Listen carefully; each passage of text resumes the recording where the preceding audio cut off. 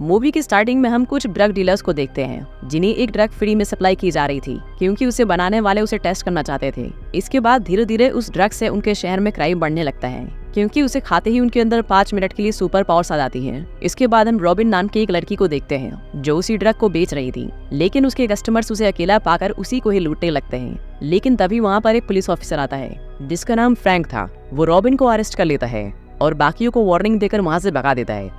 पर हम देखते हैं कि फ्रैंक रॉबिन का ही दोस्त था और वो भी उससे ड्रग लेता था ताकि वो उसकी मदद से शहर में होने वाले क्राइम को रोक पाए। इसके बाद हम एक मिलिट्री सोल्जर को देखते हैं जिसका नाम आर्ट था। वो बिगी नाम के एक आदमी को ढूंढ रहा था जिसके लिए वो न्यूट के घर आता है, लेकिन न्यूट उसे देखते ही ड्रग खा लेता है और उसकी बॉडी पूरी जलने लगती है। उन दोनों में फाइट होती है, लेकिन उस ड्रग के ओवरडोज से आखिर में वो फट जाता है और उसकी मौत हो जाती है। आर्ट को न्यूट के फोन में रॉबिन का नंबर मिलता है क्योंकि वो उसकी बहन थी और दोनों बहन भाई मिलकर पूरे शहर में ड्रग सप्लाई करते हुए। इसके बाद हम फ्रैंक को देखते हैं जो एक बैंक के पास था क्योंकि एक चोर उस ड्रग को खाकर बैंक को लूटने आया था। फ्रैंक के पास भी उस ड्रग की एक गोली थी जिसे खाकर वो अंदर जाता है और हम देखते हैं कि उस चोर के पास गिरगिट जैसी पावर्स थी।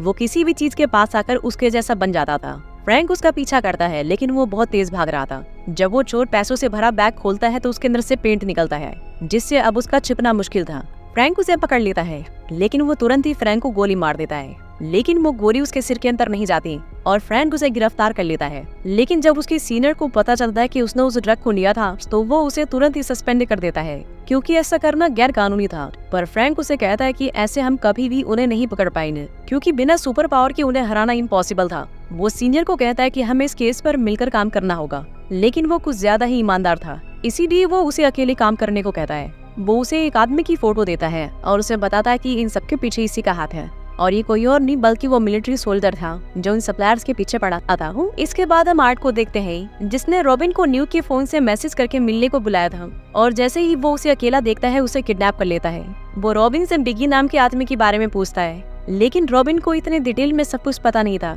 और ये सब सिर्फ वो अपनी बीमार माँ के लिए करती थी। लेकिन उसके भाई ने उसे एक नंबर दिया था और उसे कहा था कि अगर कोई दिक्कत आए तो वो उस नंबर पे कॉल करे। जब रॉबिन उस पर कॉल करती है तो उसे एक एड्रेस पर बुलाया जाता है। आर्ट रॉबिन को बलि के बकरी की तरह यूज करता है। रॉबिन अंदर जाते हैं और उन्हें बताती है कि एक आदमी उसका पीछा कर रहा है और वो बाहर खड़ा है, जिसके बाद वो पावर की गोली खाकर उसे मारने जाते हैं। उनके बीच में फाइट होती है और इसी बीच आर्ट को गोली लग जाती है। रॉबिन मौके का फायदा उठाकर वहाँ से भागने लगती है, लेकिन वो उसे जाने नहीं दे सकता था, इसीलिए वो उसका पीछा करता है। लेकिन आर्ट रॉबिन को बचा लेता है। वो बुरी तरह से घायल था, इसीलिए वो रॉबिन से हेल्प मांगता है और जब उसे पता चलता है कि आर्ट अपनी बेटी को ढूंढ रहा है तो वो उसकी हेल्प करती है। रॉबिन उसकी गोलियां निकालती है और उसे दवाई देती है। आर्ट उसे बताता है कि वो पहले आर्मी के लिए काम करता था, लेकिन उस ड्रग को बनाने वालों ने उसे भी वो ड्रग दिया था, लेकिन वो मरते मरते बचा।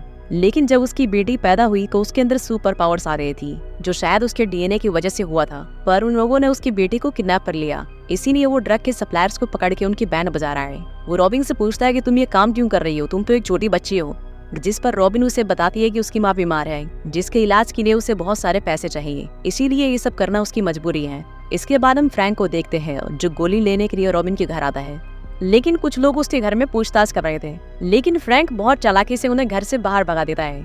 फ्रैंक उनका पीछा करता है और एक होटल के पास आता है।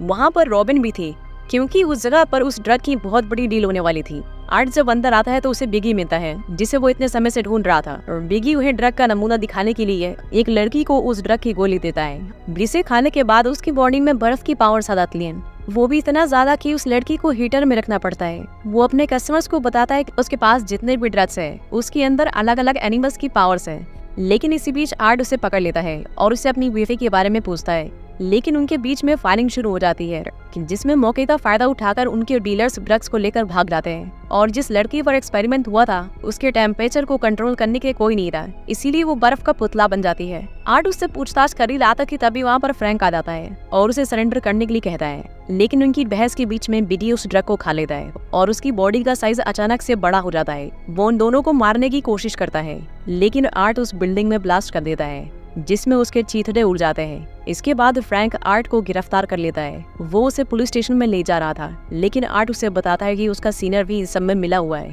फ्रैंक अपने आसपास देखता है और उसे रियलाइज होता है कि आर्ट बिल्कुल सही बोल रहा है क्योंकि कुछ लोग हथियारों के साथ उनका पीछा कर रहे थे। इसके बाद वो लोग आर्ट को पकड़ लेते हैं और उसे एक लेडी के पास लेकर आते हैं जिसका नाम गार्डनर था।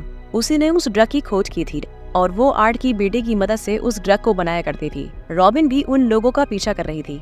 फ्रैंक भी उस गोली को खा लेता है और उन सभी को मारता हुआ कंट्रोल रूम में आता है, जहाँ से वो सभी को देख सकते थे। रॉबिन वहीं पर रुकती है, लेकिन जल्दी उन्हें पता चल जाता है कि कोई उनके सिस्टम के साथ छेड़खानी कर रहा है। फ्रैंक की फाइट एक सोल्जर से होती है जो अपनी बॉडी को किसी भी डायरेक्शन में मोड़ सकता था, लेकिन वो उसे लॉक करके आगे जाने लगता है।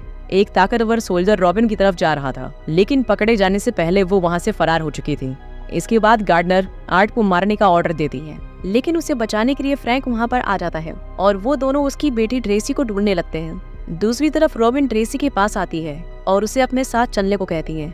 वो सभी शिप के बाहर आते हैं और आर्ट अपनी बेटी को देखता है और उसे देखते ही उसके गले लग जाता है, लेकिन उन्हें एक और म्यूटेंट रोक लेता है जिसकी बॉडी से नुकीली हड्डियां निकलती थी।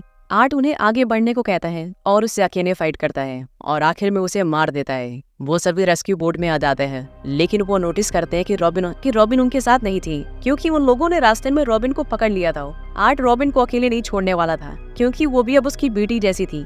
वो उनके सामने आता है और गार्डनर से उसे छोड़ने की रिक्वेस्ट करता है, लेकिन वो सौदा करने के मूड में नहीं थी। जिसके बाद आर्ट अपने मुंह में रखी हुई ड्रग की गोली को खा लेता है, जिसके बाद उसके अंदर साउंड को कंट्रोल करने की पावर आ जाती है और उसकी बॉडी से इतनी ज्यादा साउंड एनर्जी निकलती है कि उसके आसपास की सभी चीजें जलकर राख हो जाती हैं और रॉबिन को छोड़कर वहाँ पर खड़े सभी लोग मारे जाते हैं। लेकिन उस ड्रग के दोस्त से आर्ट भी मर जाता है। उसकी बेटी उसके पास आती है और उसके अंदर ऑर्गेनिक चीजों को जिंदा करने की पावर्स थी। वो अपनी पावर्स की हेल्प से अपने फादर को दोबारा से जिंदा कर देती है और वो सभी वहाँ से बाहर निकल जाते हैं। इसके बाद फ्रैंक डिसाइड करता है कि वो प्रोजेक्ट पावर को पूरी तरह से मीडिया के सामने एक्सपोज कर देगा और आर्ट डिसाइड करता है कि वो अपनी बेटी के साथ इस शहर से कहीं दूर चला जाएगा, ताकि दोबारा से कोई उसकी बेटी की पावर्स का मिसयूज न करे।